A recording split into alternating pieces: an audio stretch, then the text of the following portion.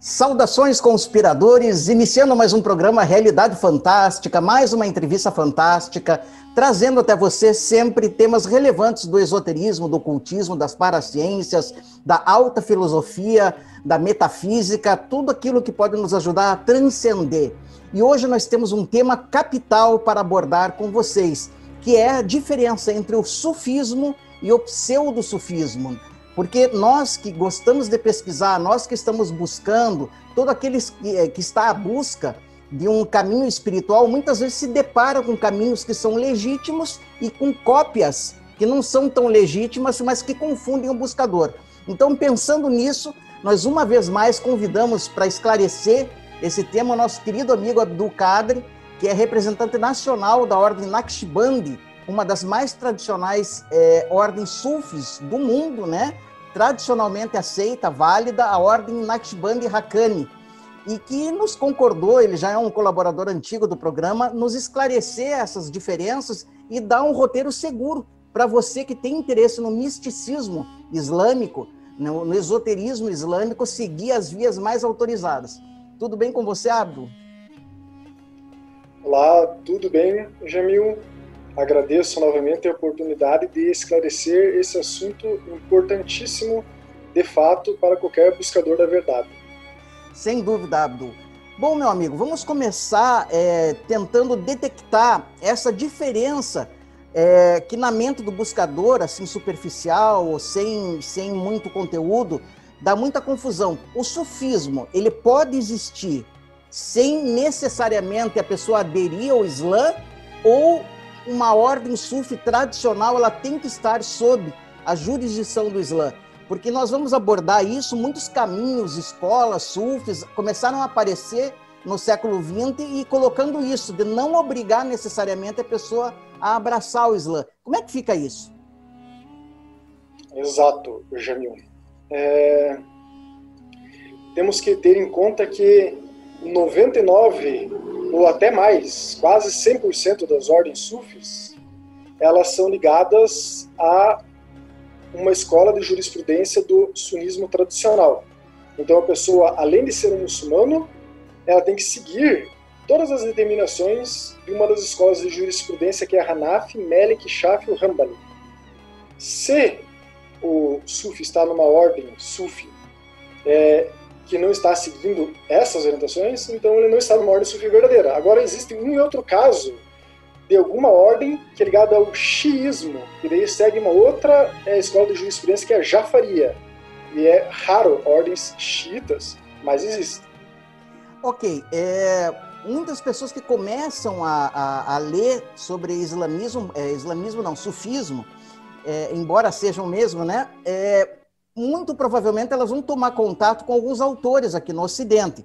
Um deles que eu queria puxar para a gente começar a nossa conversa é o Idris Shah, né? Que escreveu um livro emblemático, clássico, né? Que foi comemorado no mundo todo, que é Os Sufis. Mas nesse livro parece que ele não dá muita ênfase à necessidade da pessoa estar ligada ao Islã. Ele fala mais do sufismo como uma tradição espiritual separada. Como é que fica isso?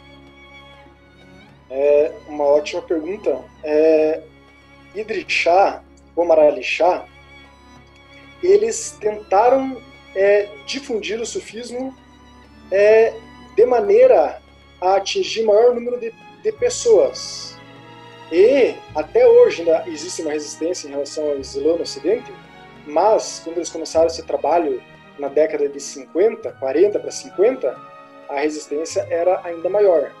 Então, de fato, o livro Os Sufis tem ali uma porcentagem razoável de verdades, digamos assim, que qualquer ordem sufi tradicional pode afirmar.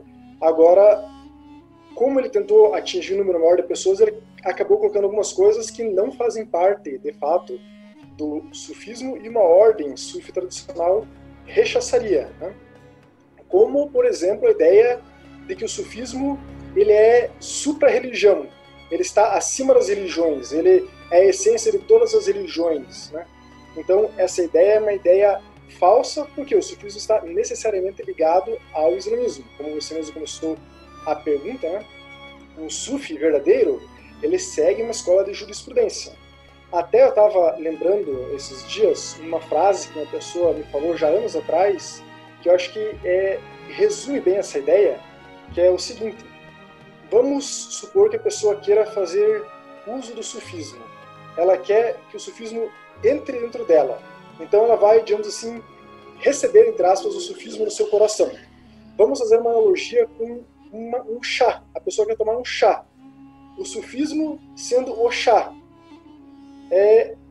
Para que a pessoa consiga tomar esse chá, ela precisa usar uma xícara. E essa xícara necessariamente é o Islã. Então, de nada adianta a pessoa tentar pegar o chá na mão, derrubar o chá na mão, tentar tomar, que o chá vai escorrendo nos seus dedos. E não adianta ela tentar utilizar uma outra religião para substituir essa xícara, porque o único elemento, digamos assim, que cabe o chá é nessa xícara Islã. Né? Mas então, pode falar. Então, o Idris Shah e o Omar Ali Shah, para cumprir uma missão, eles acabaram relativizando o Islã, o que não é nem um pouco bem-vindo dentro das ordens sufis. Mas, enfim, eles conseguiram atingir o objetivo deles, que eles queriam ao divulgar o sufismo. Mas no caso das pessoas, Abdo, que estão nos assistindo e que estão fascinadas pela oportunidade que o sufismo traz, desse contato direto com Deus, de abrir o coração, né, para a divindade dentro de nós, existe uma possibilidade dela começar a praticar e a conhecer o sufismo sem aderir oficialmente ao Islã ou não? Existe, é possível. Só sendo preciso, assim, para ser um sufi, necessariamente tem que ser muçulmano. Mas a Ordem Naqshbandi aceita qualquer pessoa que queira estar junto conosco sem ser muçulmano. Então a pessoa pode ser de qualquer religião, pode até ser um ateu, pode ser o que for. Ela pode estar conosco, pode fazer as práticas que um sufi faria, que um muçulmano faria, e a pessoa vai experimentando isso. Se ela achar que é para ela esse trabalho, ela se reverte ao Islã, entra. Se ela quiser ficar do nosso lado para sempre, sem nunca se reverter ao Islã, vai ser tratada igualmente como a gente trata todos os muçulmanos, todos os sufis, vai ficar do nosso lado. Só que ela nunca vai poder falar assim, eu sou um sufi. Ela vai falar, eu sou um acompanhante de sufi, eu sou um observador dos sufis. Mas para ser sufi, ela vai ter que fazer a reversão ao Islã necessariamente. Isso é interessante. Existe na escola Naqshbandi, né, nessa tárika propriamente dita, alguma prática que a pessoa só tem acesso quando ela se reverte ao Islã? Ou a pessoa que não se reverte, fica um acompanhante de sufi, tem acesso a todas as práticas irrestritamente? Ela vai ter acesso a todas as práticas, vai ter acesso a todo o conteúdo, vai ter acesso a absolutamente tudo. Não existe nada fechado. A única coisa é que, usando a tua própria observação sobre a abertura do coração, né? Quando a pessoa abre o coração, ela está tendo um contato direto com Allah subhanahu wa ta'ala, Deus glorioso e exaltado. A pessoa, sem se tornar um sufi, ela pode experimentar isso eventualmente. Agora, ela não vai conseguir dar um passo seguinte de conquistar este makan, quer dizer, ela não vai estar nesse estado espiritual de maneira mais constante. Ela vai experimentar eventualmente. Para ela viver isso de maneira constante em sua vida, ela vai ter que necessariamente fazer a reversão e entrar no sufismo. No caso dos irmãos Shah, né, o Idris Shah, Omar Shah, eles eram iniciados numa ordem sufi autêntica ou não? Então, o Idris Shah e o Omar Ali Shah, eles eram sunitas tradicionais, eles eram iniciados na Ordem Naqshbandi, da qual eu mesmo faço parte. Agora, por exemplo, vou contar algumas histórias que mostram isso, né? O sufi mais antigo da Ordem Naqshbandi aqui no Ocidente, vivo até hoje, se chama Sheikh Hassan Dik. É um senhorzinho que é Sheikh da Ordem Naqshbandi na Alemanha, e ele tem em torno de 90 anos, né? Ele é uma pessoa muito especial, um grande homem. Ele conta para as pessoas como ele entrou na Ordem Naqshbandi, da qual eu faço parte, e se reverteu ao Islã. Ele teve contato com o Omar Ali Shah, né? Entrou para a tradição sufi do Omar Ali Shah, e em uma oportunidade o Omar Ali Shah falou, venham aqui, eu vou levar vocês em um lugar. Pegou eles, levou alguns de seus discípulos até o Chipre, apresentou eles a Shernazin. Shernazin, então, fez a reversão deles ao Islã, a iniciação, o Bayá na Ordem Naqshbandi, e daí Sheikh Hassan se deu conta do que estava acontecendo, e a partir daí ele está já 50 anos, ou mais, 60 anos na Ordem Naqshbandi, né? E tem um caso que eu vou contar, mais um ainda, que é melhor ainda, porque a gente pode falar do fundador da tradição Sufi na América Latina, né? O fundador da tradição Sufi na América Latina, ou os fundadores, para ser mais preciso, era Raquel Romero, o seu marido Luiz, e o irmão da Raquel Romero, que era o Carlos Romero. Eles fundaram a tradição Sufi na América Latina. Hoje a tradição Sufi tem milhares de seguidores aqui na América Latina. A Raquel Romero já morreu, o Luiz, marido dela, já morreu também. Agora o Carlos Romero, irmão da Raquel, está vivo e ele conta exatamente a mesma história. Ele estava com Idris Shah, né? Ele conheceu o Idris Shah na Inglaterra, daí o Idris Shah acabou falecendo. Ele morou na casa de Idris Shah, de Omar Ali Shah, durante um tempo. Daí o Omar Ali Shah fez a mesma coisa. Falou, a gente vai fazer uma excursão. Entrem aqui numa van, a gente vai passear um pouco. Eles pegaram uma van, foram até a Grécia, atravessaram lá, foram até o Chipre, e daí no Chipre ele chegou até Shernazin. Carlos Romero tinha 18 anos na época, e daí Shernazin deu a reversão dele ao Islã, deu o Bayá, iniciação na Ordem Naqshbandi, e hoje esse senhorzinho, chamado Carlos Romero, tem mais de 70 anos, ele mora no interior de São Paulo, na cidade de São Pedro, São Paulo, e ele está aí, qualquer um pode entrar em contato comigo, pegar o telefone dele, e falou que está disposto a contar essa história para quem quiser. Então, Carlos Romero, um dos fundadores da tradição Sufi na América Latina, conta essa história e atesta isso. Isso é fantástico, né? É maravilhoso. Tem uma outra personagem que é muito associada... Bom, mas antes de eu entrar nessa outra personagem, até pouco tempo, não sei se hoje ainda tem, havia um site do Matarica que se dizia escola do Idris Shah aqui no Brasil, né? Mas não sei se hoje ela está ativa e, de fato, ali você não encontra nenhuma ligação com a Ordem Naqshbandi, salvo engano. Exatamente. O site, eu não sei se está ativo não, mas o site se chama Instituto Tariqa. Você podia entrar no site Instituto Tariqa, que eu acho que não está mais ativo, mas a tradição Sufi está ativa ainda na América Latina. Talvez eles tenham mudado o site, não sei agora qual é o site atual, mas tanto o site atual, garanto, como o site anterior, você podia vasculhar eles e você não encontrar em momento nenhum a palavra Naqshbandi, sequer também a Silsila, a cadeia dourada da Ordem Naqshbandi. Foi isso, na verdade eu participei da tradição Sufi durante 4 anos. Foi isso que me levou a achar que tinha uma coisa de incomum, digamos assim, e procurar a verdadeira Ordem Naqshbandi. Perfeito. Gostaria que você esclarecesse para o nosso público, você falou agora na Silsila, né? Que é essa cadeia dourada. Explica um pouquinho melhor o que é essa cadeia dourada, que essas táricas, né, que são semi-sufis, não tem para oferecer. Exato. Você usou uma palavra muito boa. Semi-sufi, pseudo-sufi ou proto-sufismo. É uma tentativa, uma prótese, digamos assim, um protótipo de tentar se aproximar do que é uma ordem Sufi. Então, uma ordem Sufi precisa necessariamente que os seus membros, principalmente quem dirige a ordem, seja um muçulmano sunita tradicional, em 99,9% das ordens, e que tenha uma silsila, ou uma cadeia dourada, quer dizer, o mestre de hoje tem recebido autorização do mestre anterior para ser mestre, o mestre anterior do outro mestre, e assim vai ter uma sucessão de mestres que passaram um para o outro publicamente, com pessoas testemunhando, até remontar o profeta Muhammad. São 41 gerações, são 1440 e poucos anos de transmissão desse ensinamento. Então o que a gente vê? A tradição Sufi, por exemplo, ela não tem uma silsila, né? Eles falam de maneira vaga sobre Shah Bahauddin Naqshbandi, que foi o mestre Sufi de fato do século XIV, e daí eles falam de Siddar Iqbal Ali Shah, que era o pai de Idris Shah e Omar Ali Shah. Agora, se você perguntar cadê o restante dessa silsila, daí ninguém sabe completar tantas gerações aí antes de Siddar e antes de Shah Bahauddin Naqshbandi. Isso é interessante. É claro que eles acabaram cumprindo uma função, vamos chamar assim, até útil, né? Porque acho que através deles muitas pessoas conheceram o sufismo. Você foi um deles, né?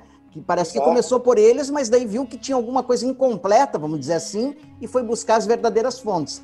Agora, tem uma teoria, Abdo, que diz, não sei, não é o tema da nossa conversa aqui, mas é interessante para o nosso público, que o Idris Shah teria sido o verdadeiro sucessor do Gurdjieff. É verdade isso?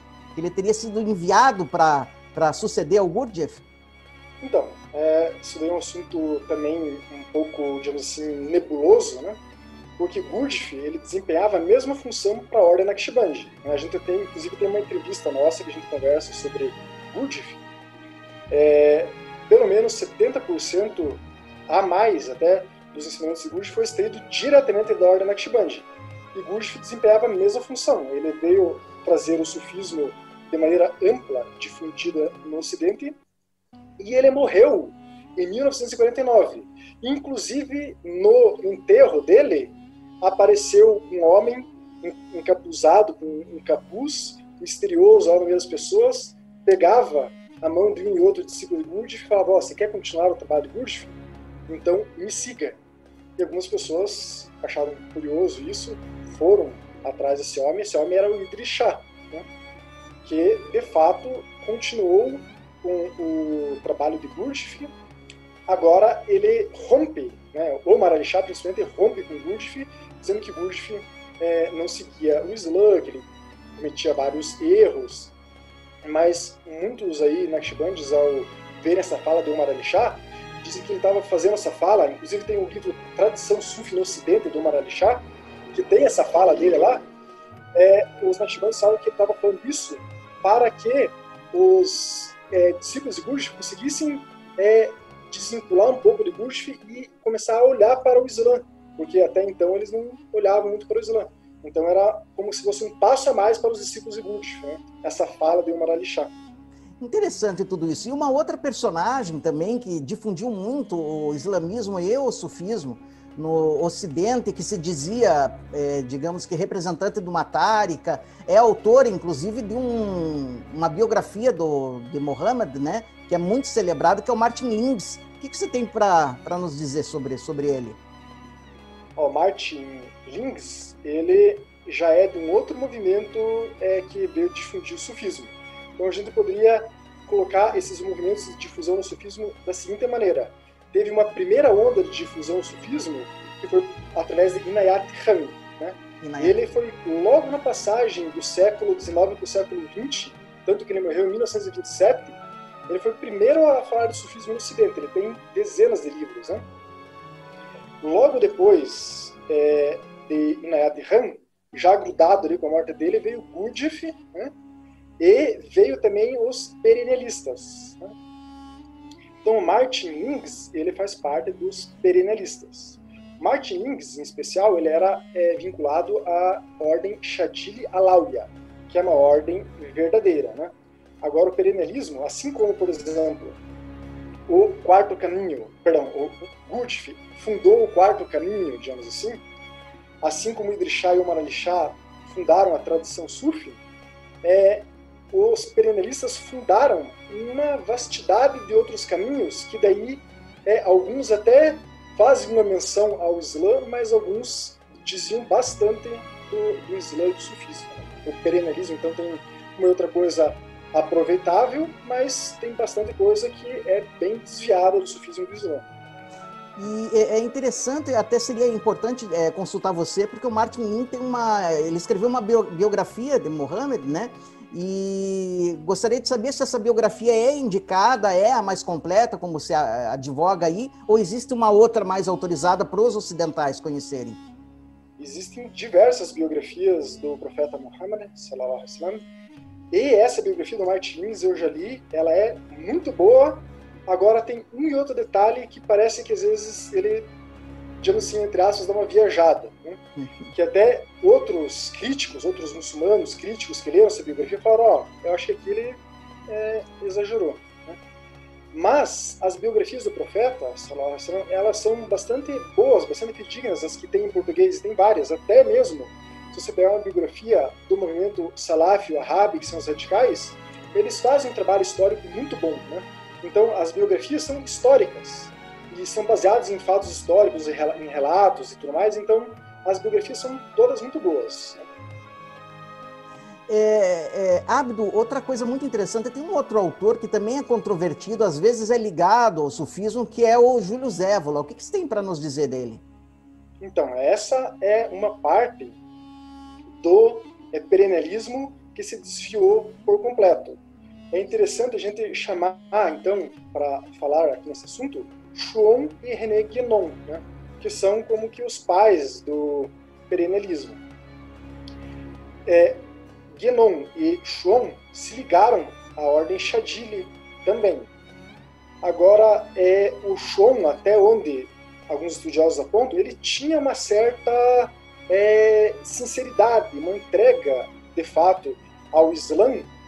Agora, eu acho que ele se desvia um pouco do Islã, no momento também que ele rompe com a Chadili, rompe com o René Guénon, e ele abre uma ordem que também não tem nenhuma sílsila, não tem uma cadeia de transmissão, chamada Ordem Marínia, que seria baseado em Maria, mãe de Jesus, alaihi salam, que a paz esteja com ele.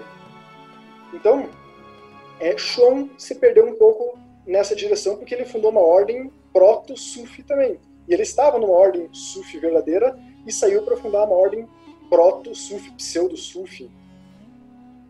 Agora, René Guénon é um caso, acho que um pouquinho ainda mais grave, digamos assim, porque René Guénon, ele nunca foi muçulmano de fato, e ele, inclusive, escreveu sobre isso, que ele nunca foi muçulmano.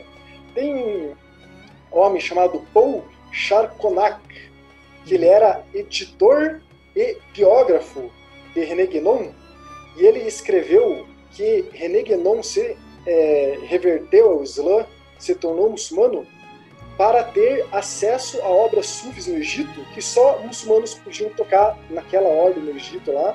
Então ele se reverteu ao Islã, fingiu que era muçulmano, para ter acesso a essas obras. E isso parece uma acusação um pouco forte, o cara estava mentindo, fingindo que era muçulmano. Mas o fato é que o próprio René Guénon, ele escreve sobre isso. Ele escreveu uma carta para um de seus seguidores, chamado Pierre Collard, né? E nessa carta ele fala: eu jamais, nunca abracei o Islã. Eu não sei por que as pessoas tentam me convencer que eu sou muçulmano. Não entendo porque elas se esforçam nesse objetivo, sendo que eu nunca, jamais abracei o Islã. Então o próprio René Guénon, ele assumiu isso de maneira escrita. Ele morreu em 1951. E em janeiro, fevereiro de 1951. Agora ele escreveu um último artigo dele, René Guénon, em dezembro de 1950, quer dizer, na véspera da morte, falou sobre as influências da civilização islâmica no Ocidente, e ele reafirmou várias de suas ideias que eram contrárias ao Islã. Então, ele escreveu na véspera de morrer o que ele sempre sustentou durante a vida inteira dele, que ele não era, de fato, um muçulmano. Então, baseado na corrente de René Guénon, surgiram alguns desvios graves do Islã e do sufismo, e um desses desvios, talvez até o mais grave, é de fato o Júlio Zévola, que ele funda um perennialismo neopagão. Ele começa a fazer invocações, adorações a algumas entidades, e isso descamba para algo totalmente contrário ao Islã, que a frase principal do Islã e do sufismo é La ilaha illallah. Não existe nenhum Deus a não ser um Deus único. E ele começa a invocar outros deuses, outras entidades, e ele, digamos assim, praticamente inaugura uma linha satânica, de satanismo de fato, né, Júlio Zévola. Realmente ele é muito controvertido. É outra coisa falar com quem realmente entende e pode nos dar os caminhos das pedras, né? Bom, antes da gente encerrar, você deu vários caminhos das pedras fantásticos, né? Para a pessoa que está realmente, genuinamente interessada no sufismo, né? Mas ela não quer cair nessas armadilhas, ela não quer entrar num semi-sufismo, né? Nós temos aí a Ordem Naqshband, né? Nós já fizemos várias entrevistas com você, que aceita todas as pessoas e sem a obrigatoriedade da pessoa se reverter o Islã, a não ser que ela assim queira, né? Mas ela tem acesso a todas as práticas. Então, realmente é um caminho mais seguro para a pessoa ter acesso a essa cadeia dourada que você falou, né? De mestre e discípulo. Exato. Então, se a gente pudesse concluir a influência do sufismo no Ocidente, a gente falou a primeira onda de Inayat Khan, que hoje é a ordem Inayat, que também se perdeu por completo do Islã e do sufismo. Temos essa segunda onda com Gurdjieff e o perennialismo. Nenhuma das duas hoje também podem levar o ser humano muito para frente. Vai ser uma evolução, digamos assim, muito limitada. Nós tivemos uma quarta onda do sufismo no Ocidente, que é a tradição sufi, que também não vai levar o ser humano a muito longe. Enfim, vamos concluir essa parte das ondas. Tem uma quinta onda que trouxe o sufismo para o Ocidente, que é finalmente na quinta onda que vem o sufismo verdadeiro.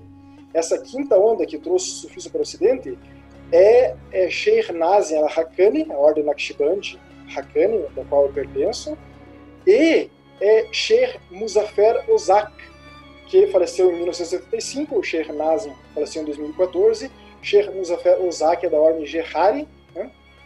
Então eles fundaram o verdadeiro sufismo no Ocidente, né? Agora, no momento, existem outras ordens que também estão aqui no Ocidente, como a ordem Qadiriya, que é a mais forte nos Estados Unidos. Não existe nenhuma expressão muito forte aqui na América Latina, mas eu tenho contato com o Sheikh Qadiriya do Chile, por exemplo, mas é uma ordem pequena. Pequena aqui no Ocidente, e está aqui no Ocidente, mas é uma ordem muito tradicional e muito forte também.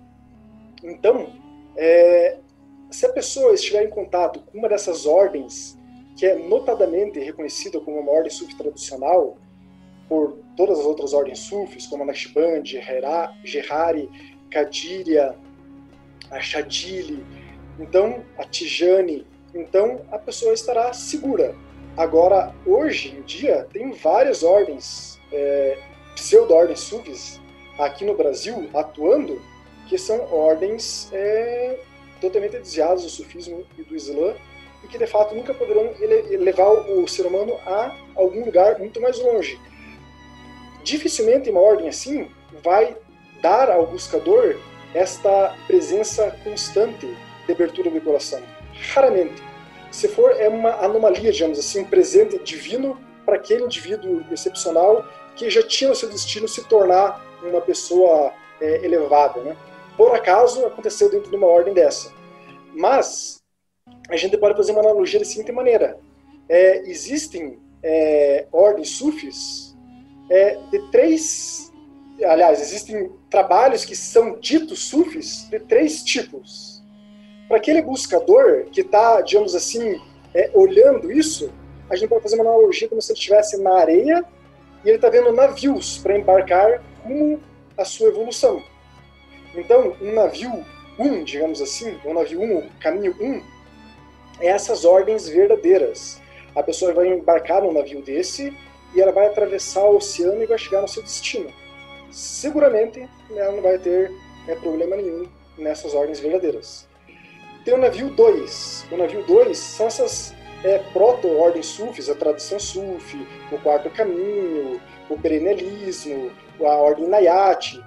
Essas ordens aí, proto-sufis, antes de chegar ao sufismo verdadeiro, é o navio 2. A pessoa vai embarcar nessa ordem, entre aspas, nesse navio, e ela vai até a metade do caminho. Na metade do caminho, o observador lá da areia que está buscando não vai mais ver o navio. Parece que o navio sumiu no horizonte como o navio 1. Só que ele sumiu no horizonte e já parou ali no horizonte. Ele não foi até o final do caminho, né? E nós temos o tipo de navio 3, digamos assim, que o observador também da areia, lá, o buscador, vai ver o navio partindo. Só que ele vai sumir no horizonte e vai se desviar para um lugar bem longe, que é esses caminhos de Júlio Zévola e ordens que se transformam em paganismo, né? Então, pode falar, perdão. Não, eu achei excelente essa parábola, vamos dizer assim, né, que você usou, né, essa figura de linguagem é perfeita. A gente fala o mesmo com relação às ordens iniciáticas autênticas, né, e as pseudo-ordens, que realmente é isso. Algumas levam você até o alvo e tem outras que aparentemente levam, mas você afunda ou para no meio do caminho, né, e às vezes tem até problemas mais sérios, né, Abdo? Exato. Então, aqui no Brasil, tem algumas ordens atuando que, por exemplo, tem um homem chamado Atum O'Kane, né?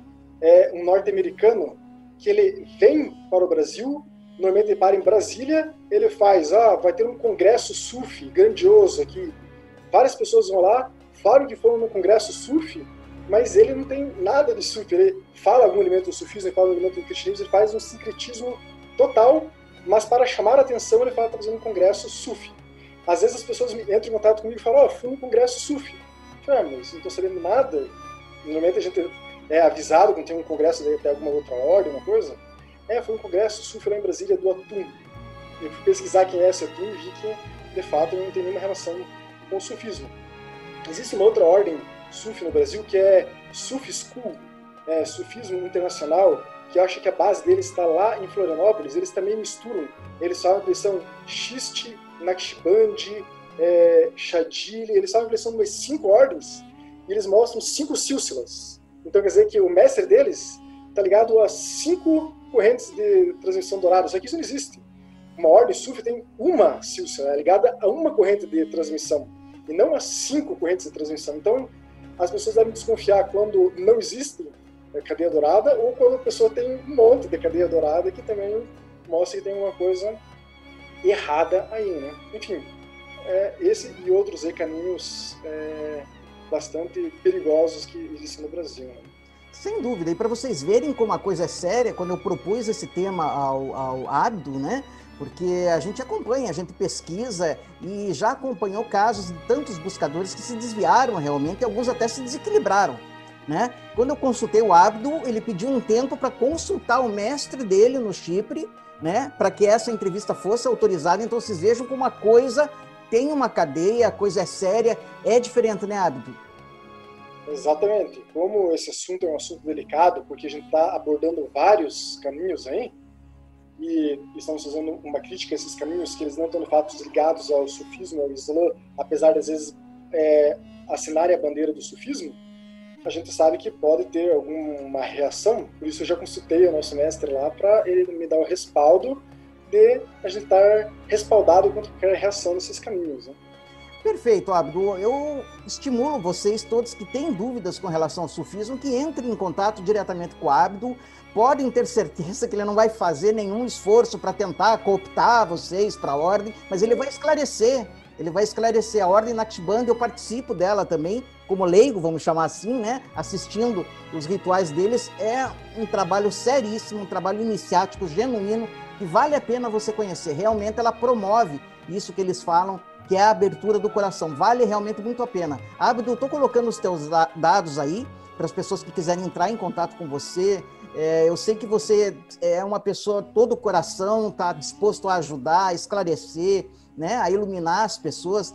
Então, realmente, isso é muito importante. Para a gente encerrar, você teria como indicar para quem um livro sobre o sufismo e um livro sobre a biografia de Maomé, que a pessoa adquirisse facilmente aqui no Ocidente, e aqui no Brasil, principalmente, né, para quem quiser ler alguma coisa? Então, um livro sobre o sufismo e um livro sobre a biografia de Maomé. Tem alguma edição assim que você nos aconselharia? Eu acho muito bonita a biografia do Martin Lins. É uma biografia muito bonita. Ele é um excelente escritor, ele tem muita didática. Eu aconselho essa biografia. Pela maneira como ela chega no coração, principalmente. Pode ter um e outro detalhe que talvez seja exagero da parte dele, mas ela chega no coração de uma maneira avassaladora. Assim. Ele era um bom escritor. E livros sobre sufismo, eu aconselho os livros de Shernaz, que já foram traduzidos para o português, e já também faço um anúncio aqui público, digamos assim, em primeira mão para o teu programa, já que você está sempre também nos ajudando a divulgar o sufismo. A Ordem Naqshbandi do Brasil já tem uma editora, né? E, inshallah, se Deus quiser, no ano de 2021 a gente vai ter várias publicações sobre o sufismo em português e cada vez mais a gente vai poder difundir o sufismo de uma maneira mais pura e genuína no Brasil. Perfeito, que boa notícia, Abdo. Então, através dos contatos que eu passei aí do Abdo, você entra em contato com ele e você terá acesso aí a biografias, né, realmente obras sobre sufismo realmente genuínas, autorizadas, sem os desvios do que nós falamos aqui. Abdo, meu querido, mais uma vez obrigado pela tua disponibilidade e por ter nos esclarecido aqui ao programa Realidade Fantástica.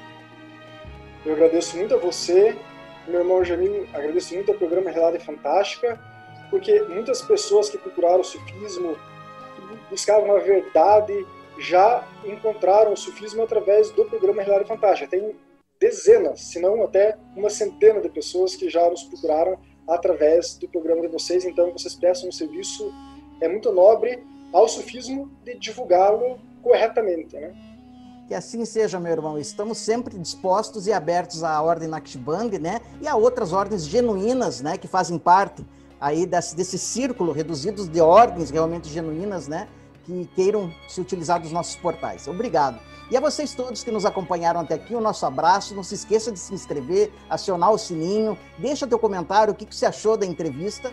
Lembrando sempre que o mistério está entre nós. Até o nosso próximo encontro.